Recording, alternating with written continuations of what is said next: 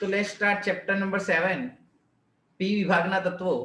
અને પી વિભાગના તત્વોની અંદર સૌથી પહેલો એમસીક્યુ તમારી સમક્ષ છે કે 673 કેલ્વિન તાપમાને અધિક પ્રમાણમાં ઝેનોન અને ફ્લોરિન વચ્ચે પ્રક્રિયા કરાવવામાં આવે તો પ્રક્રિયા થઈ અને કયો ઘટક મળે. તો યાદ રાખવાનું, જ્યારે 673 એટલે કે 673 કેલ્વિન તાપમાને પ્રક્રિયા કરાવવામાં આવે અને અધિક પ્રમાણમાં ઝેનોન હોય ત્યારે મળતું પ્રમાણ શું થઈ જાય? HCF2. અને જો ફ્લોરિનનું પ્રમાણ જેમ જેમ વધતું જાય તેમ HCF4 પણ મળે અને HCF6 પણ મળે. પણ અહીંયા ઝેનોનનું પ્રમાણ વધારે હોવાથી HCF2 મળે છે. એટલે આન્સર આવશે HCF2.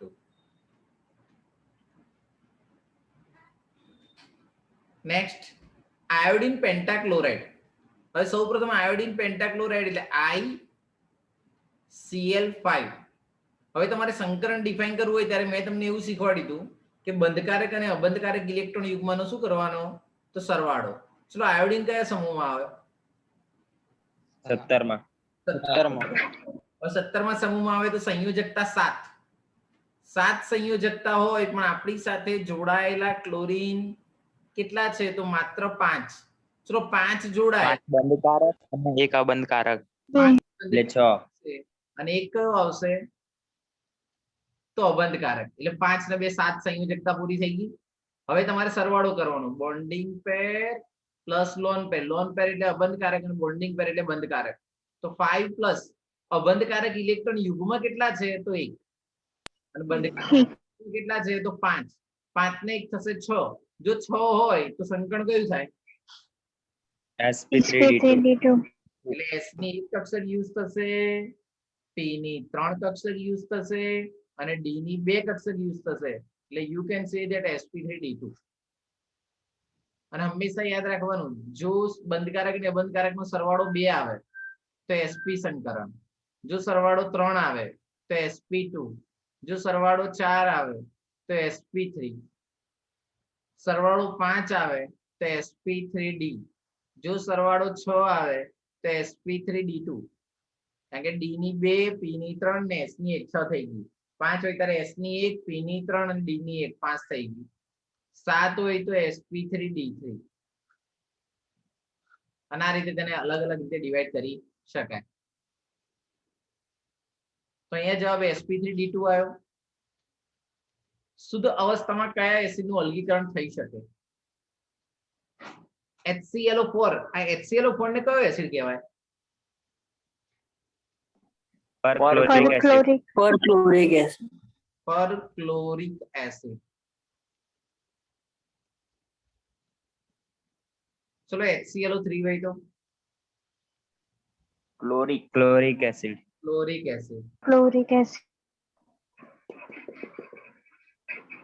HClO2 હોય તો હાઇપોક્લોરસ. ના, ખાલી ક્લોરસ બેટા. અને HClO હોય ને તો હાઇપોક્લોરસ.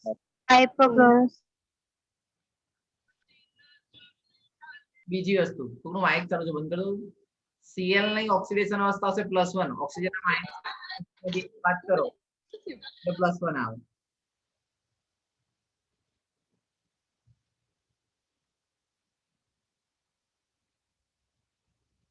ત્યાર પછી વિચારીએ તો 2 ઓક્સિજન,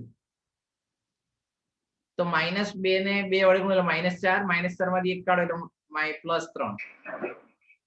પછી અહીંયા આવશે +5. +5 અને અહીંયા આવશે +7. ચલો, સૌથી વધુ એસિડિકતા કોની? પરક્લોરિક એસિડની. જેમ ઓક્સિજન વધે તેમ એસિડિકતામાં વધારો થાય.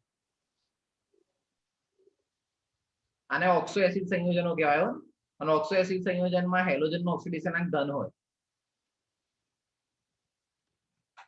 હાઇપોફોસ્ફરસ એસિડ, ધીસ વન H3PO2 ની NaOH સાથે પ્રક્રિયા કરાવડાવો તો બનાવે સોડિયમ હાઇપોફોસ્ફાઇટ,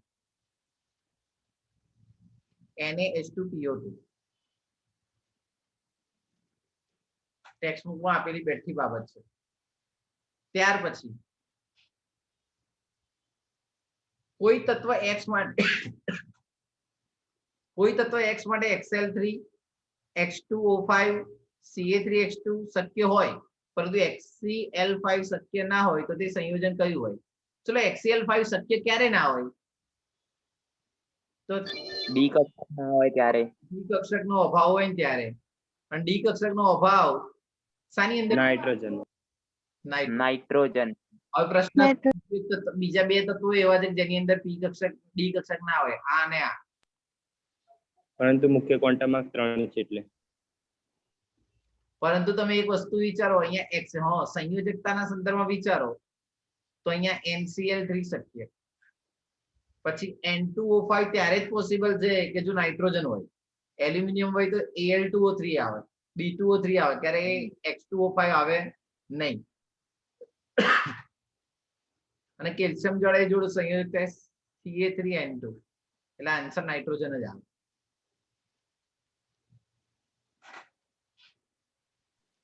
પી બ્લોક નું ના હોય એવું તત્વ કયું? SR. હા, કયા સમૂહ આવે આ ભાઈ? બીજા. બીજા. S વિભાગ. સ્ટ્રોન્શિયમ. સ્ટ્રોનેશિયમ. ત્યાર પછી મોનોક્લિનિક અપરૂપમાં સલ્ફરના કેટલા પરમાણુ ચક્રીય સ્વરૂપે સ્ફટિકમાં ગોઠવાયેલા છે? S8. સલ્ફરની અંદર કેટલા જોડે? S8. રોમ્બિક સલ્ફર હોય તો એ જ આવે, મુંગટ આકાર જેવું. ચલો ફરીથી એનો એ જ MCQ, પણ મેથડ બદલી.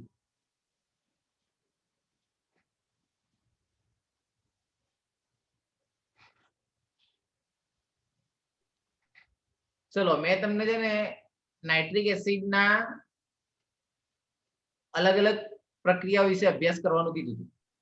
એની અંદર નવી એનસીઆરટી છે ને એમાં સાંદ્ર, મંદ CU જોડે આપી છે ને આની Zn જોડે આપી છે સાંદ્રની, અને આની મંદની પણ CU જોડે આપી છે. તો જ્યારે તમને યાદ એવું રાખવાનું કે નાઇટ્રોજન મોનોક્સાઇડ એટલે કે નાઇટ્રિક ઓક્સાઇડ, નાઇટ્રિક ઓક્સાઇડ ક્યારે પોસિબલ છે? જ્યારે 10 થી 30% હોય ત્યારે. 10 થી 30% હોય ત્યારે શું હોય? નાઇટ્રોજન મોનોક્સાઇડ એટલે કે નાઇટ્રિક ઓક્સાઇડ. સપોઝ બાળકો સાંદ્ર હોય તો શું આવે? NO2. અને બીજો એક મંદનો પ્રકાર હતો 10 થી 30% સિવાય ખાલી મંદ લખ્યું હોય તો શું આવે? N2O. આ ત્રણ વસ્તુ આવે અને આના MCQ મેક્સિમમ ટાઈમ આવે છે ગુજકેટમાં. N2O તો ખાલી Zn માં જ આવે ને. મંદ હોય ને તો N2O. એટલે બેટા છે નવી એનસીઆરટી પ્રમાણે Zn છે, પણ જૂની એનસીઆરટી પ્રમાણે 10 થી 30% હતા, પછી મંદ એનાથી એ મંદ હતું અને પછી સાંદ્ર હતું. એટલે નવી એનસીઆરટી પ્રમાણે તું સાચું કહે છે, Zn હોય તો જ આવે. ત્યાર પછી ઓક્સો એસિડ શક્ય નથી. ફ્લોરિન છે ને એનો એક જ ઓક્સો એસિડ આવે. કયો આવે? HOF. હાઇપોફોસ્ફરસ. HOF. એનો ઓક્સો એસિડ બને નહીં. ક્લોરીન ના બધા ઓક્સો એસિડ શક્ય હોય. બાકી આની બ્રોમિન માં ક્લોરસ ના હોય, બ્રોમસ. ક્લોરસ અને બ્રોમસ અને આયોડસ.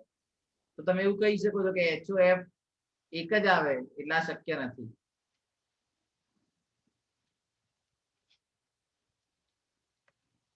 ભૌમિતિક આકાર જણાવો.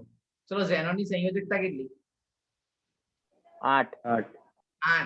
3 ઓક્સિજન જોડાયા એટલે double bond double bond double bond, અને અહીંયા જોડાઈ ગયા એટલે એક અબંધ આકાર. તો ત્રિકોણીય પિરામિડલ કયો આકાર કહેવાશે? ત્રિકોણીય પિરામિડલ આકાર તરીકે ઓળખવામાં આવે છે. તો ત્રિકોણીય પિરામિડલ આકાર હોય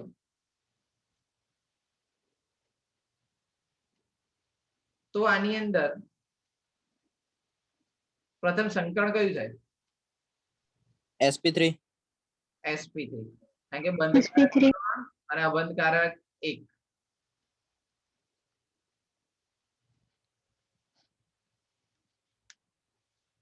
નીચેમાંથી કયું કાચની બોટલમાં રાખી શકાય નહીં? HF ઓક્સિડેશન પામી જાય જાતે જાતે.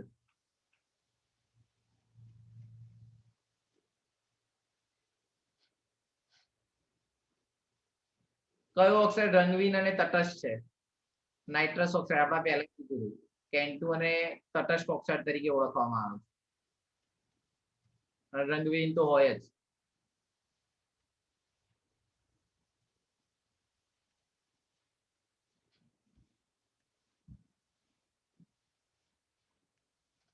નીચે અને આ pH3 જેને શું કહેવાય ખબર છે? ફોસ્ફીન. તો ફોસ્ફીન ની અંદર જ, એટલે જો પ્રક્રિયા કરાવવામાં આવે સફેદ ફોસ્ફરસ ની 3NaOH ની અને 3H2O ની, તો પ્રક્રિયાથી ફોસ્ફીન મળે અને સોડિયમ હાઇડ્રોફોસ્ફાઇડ મળે. આ સિગ્નલમાં વપરાયો, આ યાદ રાખજો. શેમાં? સિગ્નલ તો તાળામંડળ ની જેમ સળગે ઉપર ફેંકો ને તો. ઓકે. પછી ફોસ્જીન અને અશ્રુવાયુ. ફોસ્જીન કહેવાય COCl2 કાર્બોનાઇલ ક્લોરાઇડ.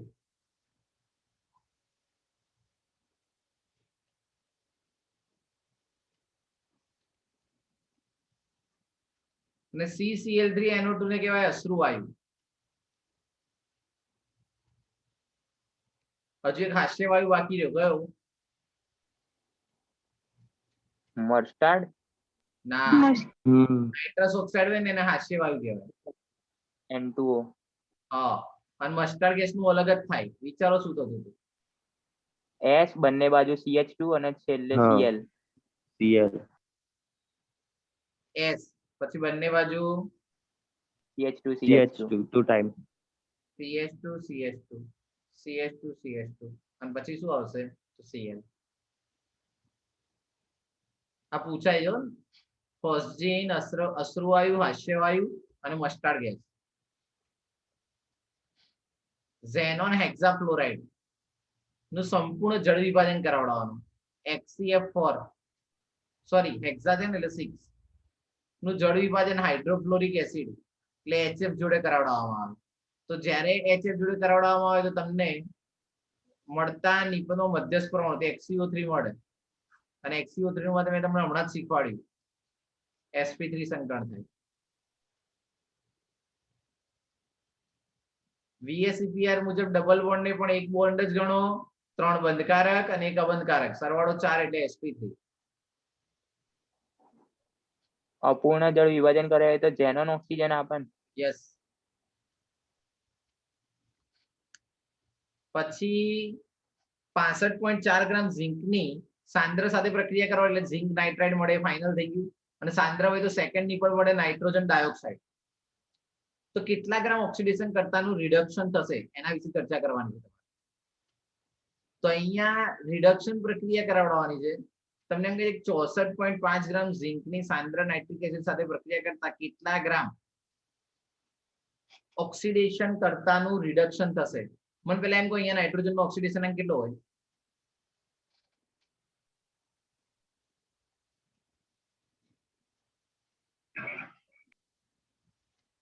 આનો ઓક્સિડેશન અંક કેટલો હોય? 3 દુ 6 માંથી 1 કાઢો એટલે 5 થાય ને? 5. હા. 5 પ્લસ. હવે અહીંયા નાઇટ્રોજન નો કેટલો થાય? કહો. 5. અહીંયા નાઇટ્રોજન નો 4. ચલો 5 માંથી 4 થયો. કઈ પ્રક્રિયા? રિડક્શન. કરતા ઓક્સિડેશન. એટલે તમને એ ખબર પડી ઓક્સિડેશન કરતા છે. હવે જો સાંભળજો ને ધ્યાનથી. તમને એમ કહે છે કે આપણે લીધેલો, હવે ઝિંકના 1 મોલનું વજન છે 65.4. કેટલું છે? 65.4. હવે 65.4 નું જો પ્રક્રિયા સોરી 65.4 ગ્રામની ઝિંકની સાંદ્ર નાઇટ્રિક એસિડ સાથે પ્રક્રિયા કરવાથી કેટલા ગ્રામ ઓક્સિડેશન કરતાનું રિડક્શન થશે? કેટલા ગ્રામ ઓક્સિડેશન કરતાનું રિડક્શન થશે? તો આના 1 મોલ લો તો આના કેટલા મોલ લેવાના? 4. કેટલા મોલ લેવાના? 4 HNO3 ના 1 મોલ નું કેટલું થાય? HNO3 ના 1 મોલ નું આણ્વિક દળ કેટલું? હાઇડ્રોજન નું 1, નાઇટ્રોજન નું 14 અને ઓક્સિજન નું 16 તરી 48 કેટલું થાય? 63 63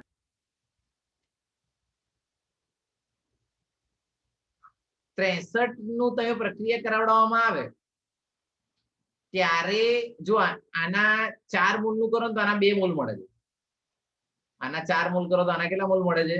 2. એટલે આપણે તો કેટલા મોલ નું રિડક્શન કરવાના સંદર્ભમાં વિચારો 65.4 હોય ત્યારે આના 4 થાય. એટલે નોર્મલી તમે વિચારો ને તો અહીંયા નાઇટ્રોજન ની અંદર વિચારો તો 4 ગુણ્યા 2 કરવાના એટલે 8 થશે. અહીંયા 5 ગુણ્યા 4 એવું ના કરો તો પણ ચાલે, પણ 63 ગુણ્યા 2 કરો એટલે કેટલા આવશે? 126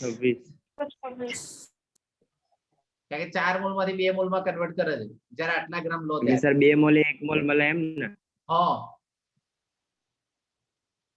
એટલે જવાબ આવશે 126.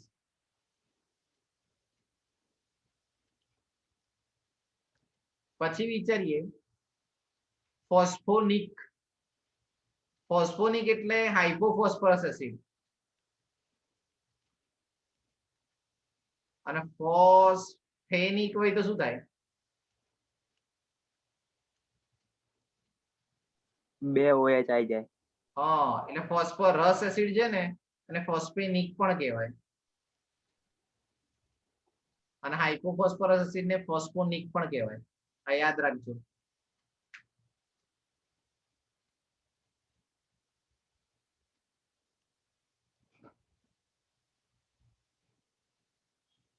કાલે શીખવાડ્યું હતું 8મા ચેપ્ટરમાં KClO3 નું વિઘટન કરો તો બેટા શું મળે KMnO4 ની હાજરીમાં?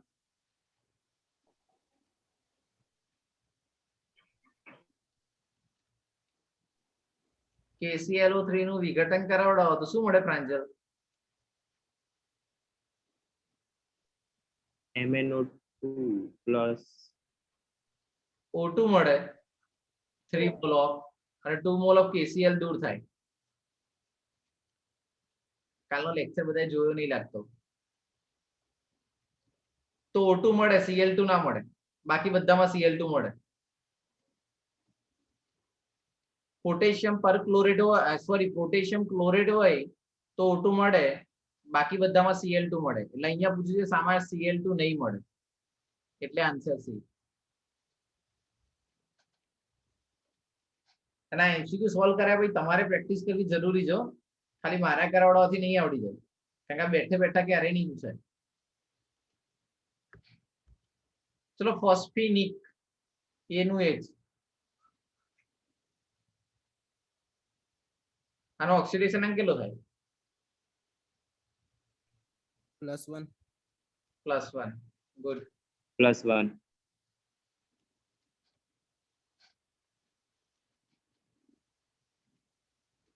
ચલો 2 સલ્ફર હોય તેને કહેવાય થાયો. યાદ રાખજો, થાયો સલ્ફ્યુરિક એસિડ. એકચ્યુઅલી માં H2O3. આમ તો છે ને H2SO3 હોય જેને કહેવાય સલ્ફ્યુરસ એસિડ. એમાં જો સલ્ફર એડ કરો ને તો થાયો પૂરક લાગે એટલે થઈ જશે થાયો સલ્ફ્યુરિક એસિડ.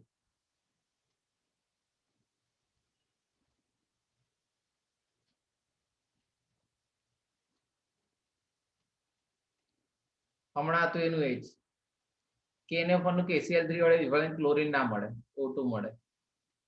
એલ્યુમિનિયમની મિશ્ર ધાતુ કઈ છે? તો એલિનિકો. સેમ ટુ સેમ 8મા ચેપ્ટરમાં મિશ્ર ધાતુ આપી છે ને એના આધારે. ત્યાર પછી તમને કહે છે કે MH બંધ એન્થાલ્પી માટેનો સાચો ક્રમ. ચલો સમૂહમાં ઉપરથી નીચે તરફ આવીએ તો બંધ એન્થાલ્પી વધે કે ઘટે? ઘટે. ઘટે. H2O ની સૌથી વધારે હોય, નાનું કદ અને ઊંચી વિદ્યુત ઋણતાને કારણે.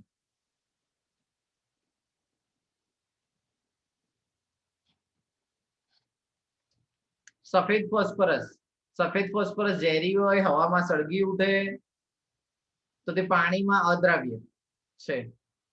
તો એ વાત સાચી છે, એટલા માટે તેને પાણીમાં રાખવામાં આવે. તેને તાપમાન હેઠળ 473 કેલ્વિન તાપમાને બીટા કાળો સલ્ફર બનાવે અને અંધારામાં ચળકે, આ બાબત પણ સાચી. 803 કેલ્વિન તાપમાને ગરમ કરતા તે આલ્ફા કાળો સલ્ફર ફોસ્ફરસ બનાવે તો ખોટી બાબત છે. સફેદ ફોસ્ફરસ ને નહીં, લાલ ફોસ્ફરસ ને ગરમ કરો ને તો આલ્ફા કાળો ફોસ્ફરસ મળે.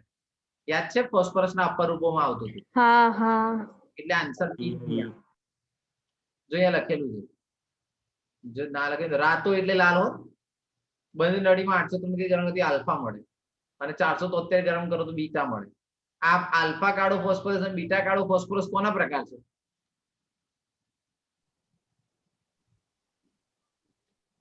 બહુ ફોસ્ફરસ ના અપર રૂપ.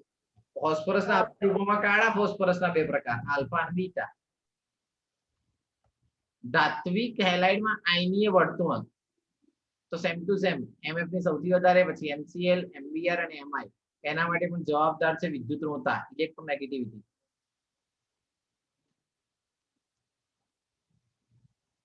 ત્યાર પછી BrF5 માટે ભૌતિક સ્થિતિ, રંગ અને આકાર અને રચના જણાવો. ચલો BrF5 તો 1 ફ્લોરિન, 2 ફ્લોરિન, 3 ફ્લોરિન, 4 અને 5. 5 જોડે જાય એટલે એક અબંધકારક. તો આનો આકાર થઈ ગયો ચોરસ પિરામિડલ.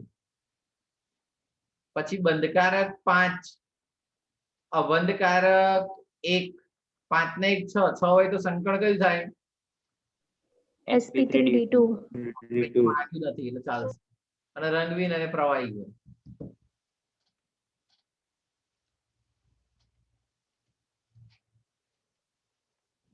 પંદરમા સમૂહની અંદર બેઝિકતાનો ક્રમ મેક્સિમમ ટાઈમ બોર્ડમાં પૂછાયેલો MCQ.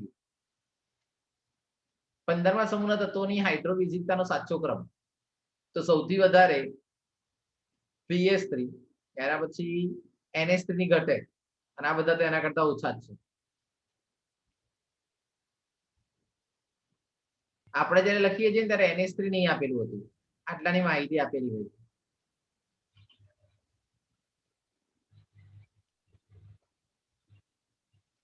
એક્વારિજિયા મિશ્રણ આ પહેલાના લેક્ચરમાં આપણે ચર્ચા કરી હતી. 3 ભાગમાં HCl અને 1 ભાગમાં HNO3 હોય તો એને શું કહેવાય? એક્વારિજિયા મિશ્રણ. આનો ઉપયોગ ક્યાં થાય? ગોલ્ડ અને પ્લેટ. હા, ગોલ્ડ અને પ્લેટિનમ ના ઓગાળવા માટે. આપણે દાગીના બનાવવા માટે પહેલા એને ઓગાળવા પડે ને, તો ભાગવા તોડવા પડે ને, એની અંદર પ્રક્રિયા કરે. કારણ કે આમ તો નોર્મલી ગોલ્ડ કોઈ જો પ્રક્રિયા જ ના કરે. ચલો પછી રોમ્બિક સલ્ફર થી મોનોક્લિનિક સલ્ફરમાં જવું હોય તો 369 કેલ્વિન. કયા તાપમાને રોમ્બિક સલ્ફર અને મોનોક્લિનિક સલ્ફર સ્થાયી છે અને ક્રાંતિક તાપમાન પણ કહેવાય? ખાસ યાદ રાખજો સલ્ફર માટે 369 કેલ્વિન.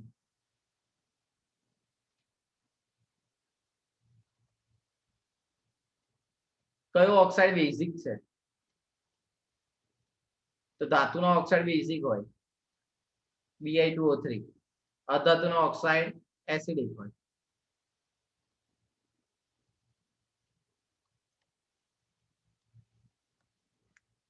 ત્યાર પછી નીચેના પૈકી કયા પદાર્થમાં સમચોરસ પિરામિડલ બંધારણ ધરાવે?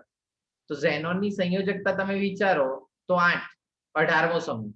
ડબલ બોન્ડ સાથે ઓક્સિજન જોડાય અને આ રીતની રચના જોવા મળે. તો આ આકારને કેવો આકાર કહેવાય? સમચોરસ પિરામિડલ. સમચોરસ pyramidal. Middle.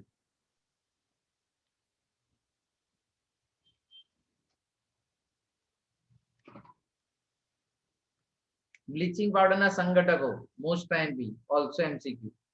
CaOCl2, Cl2, CaCl2, COH2 and 2H2. આને બ્લીચિંગ પાવડરના સંઘટકો કહેવાય.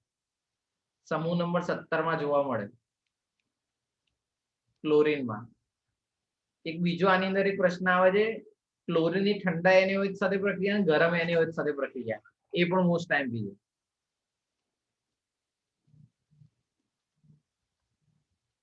ત્યાર પછી ડાયોક્સિજન વાયુ નીચેના પૈકી કયો ઉપયોગ ધરાવતો નથી?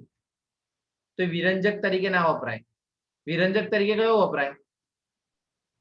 ક્લોરીન. ક્લોરીન. બાકી સ્ટીલની બનાવટમાં વપરાય. અત્યારે આપણે ઓક્સિજનની તો બહુ બધી માહિતી મળેલી છે હાલના સમયમાં. ધાતુના વેલ્ડિંગમાં પણ વપરાય અને શ્વસન ક્રિયામાં પણ વપરાય અને દહન પ્રક્રિયામાં પણ.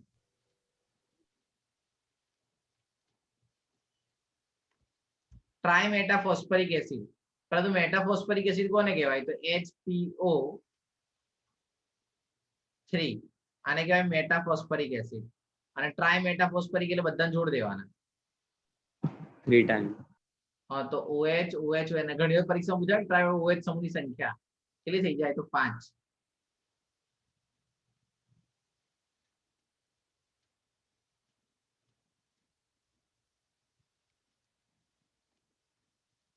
કયો પ્રબળ રિડક્શન કરતા છે? તો BiS3 એ કેવો આવશે? તો પ્રબળ રિડક્શન કરતા. ત્યાર પછી હેલિક્સ 7. હેલિક્સ 7 એટલે ઓક્સિડેશન અંક 7 ધરાવતું હોય તેવું. તો યાદ રાખવાનું, પર હેલિક હોય ને તો 7 થાય, ખાલી હેલિક હોય ને તો 5 થાય. પછી હેલસ હોય ને તો 3 થાય, અને હાઇપોહેલસ હોય ને તો 1 થાય. આ રીતે અલગ અલગ રીતે ડિવાઈડ કરી શકાય.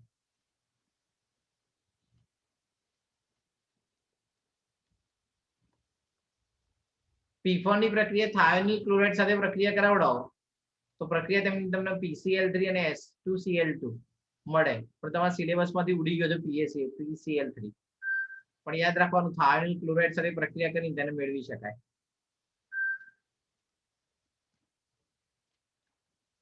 પેન્ટાગોનલ બાયપિરામિડલ આકાર ધરાવતા અણુ કયો છે? IF7. IF7. કઈ રીતે ખબર પડે? તો આયોડિન ની અંદર 7 ફ્લોરિન જોડે. સર છેલ્લો sp3d3 સંક 1 2 3 એક 5 ઉપર એક નીચે. 6 અને 7. આની અંદર 2 બંધખૂણા જોવા મળે. અહીંયા જે હોય ને એ 72 હોય અને બાકી બધી જગ્યાએ 90 હોય. બીજી વસ્તુ, આને પેન્ટાગોનલ બાયપિરામિડલ એટલે પંચકોણીય દ્વિપિરામિડલ કહેવાય. સંકરણ થાય sp3d3, કારણ કે 7 જોડાયા ને એટલે sp3d3. અબંધકારક 0 હોય આમાં.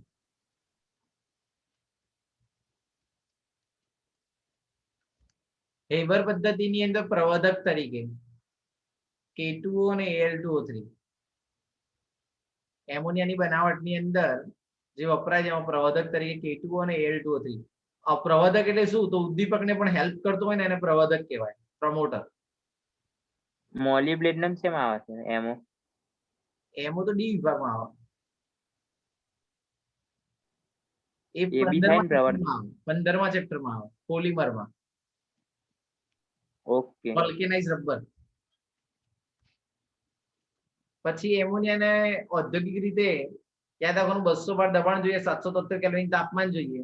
અહીંયા આયન ઓક્સાઇડ આપ્યું છે, બાકી આયન એટલું આપ્યું હોય તોય ચાલે. ધાતુનો ભૂકો એટલે લોખંડનો ભૂકો અથવા FeO.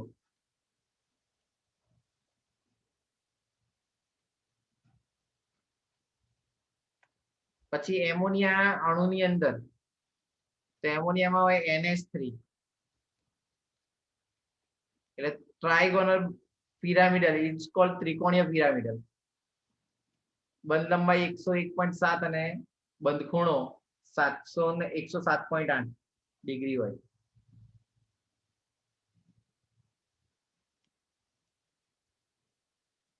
ઓસ્વાલ્ડ પદ્ધતિ તો પીટી ની અંદર 90% આવે, રોહોડિયમમાં 10%. ઇટ્સ કોલ્ડ ઓસ્વાલ્ડ પ્રક્રમ. નાઇટ્રિક એસિડ ની બનાવટમાં આવે HNO3.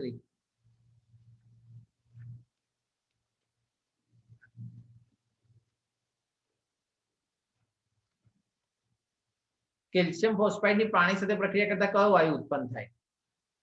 તો યાદ રાખવાનું, ફોસ્ફિન, PaH3. અને યાદ રાખજો, ફોસ્ફિન અને ફોસ્જેન બંને અલગ અલગ. સર આર્સિન શું આર્સેનિક પદાર્થ જ છે, આર્સેનિક આપણે કંઈ ઉલ્લેખ નહીં કરેલો. સલ્ફર ધરાવતો આવો. પછી ટ્રાયમેટાફોસ્ફરિક એસિડ અને ડાયફોસ્ફરિક એસિડ ના અણુસૂત્રો અનુક્રમે કયા કયા થાય? ડાય ની અંદર 2 હોય એટલે H4P2O7 અને ટ્રાય ની અંદર 3 ઘટક હોય એટલે H5P3O10.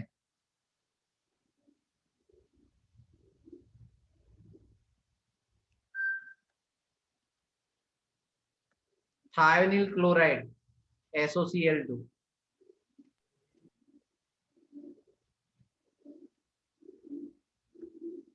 કયું 15માનું તત્વ નથી? સેલેનિયમ 16મા સમૂહમાં આવે. સર આ શ્રેણીનું કરેલું જે ટ્રીક કહી દો ને યાદ રાખવાનું. આની અંદર 15મો સમૂહ હોય તો નાના પાટેકરે એ તો ખબર છે સર, આ 16માં નહીં ખબર. શીખવાડ્યું. અને આની અંદર ઓબામા અને સલમાન ખાને સોનાક્ષી સિન્હાને ટ્યુશનમાં બેસાડીને પોલિયો પીવડાવ્યો. 8, 16, 34 પછી ટેલુરિયમ 52 અને અહીંયા આવશે પેલાનો 84. 84. યસ, પેલાનો 85 ભાઈ. આ રીતે અલગ અલગ રીતે ડિવાઈડ કરી શકાય. પહેલા 8 ઉમેરવાના, પછી 18 ઉમેરવાના, પછી 18 ઉમેરવાના, પછી 32 ઉમેરવાના.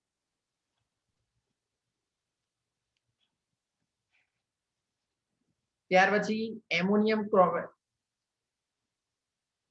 ડાઇક્રોમેટ ની પ્રક્રિયા કરાવડાવો તો N2 વાયુ મળે નાઇટ્રોજન ડાયોક્સાઇડ ની બનાવટમાં, અને બીજો ઘટક દૂર થાય Cr2O3. ત્યાર પછી એમોનિયા Cu+2 જોડે પ્રક્રિયા કરાવડાવવામાં આવે ને તો ઘેરા વાદળી રંગનું સંકીર્ણ આપે. Cu+2 નો વાદળી રંગ હોય ને એમોનિયા સાથે જોડાઈને ઘેરા રંગનું સંકીર્ણ સંયોજન બનાવે.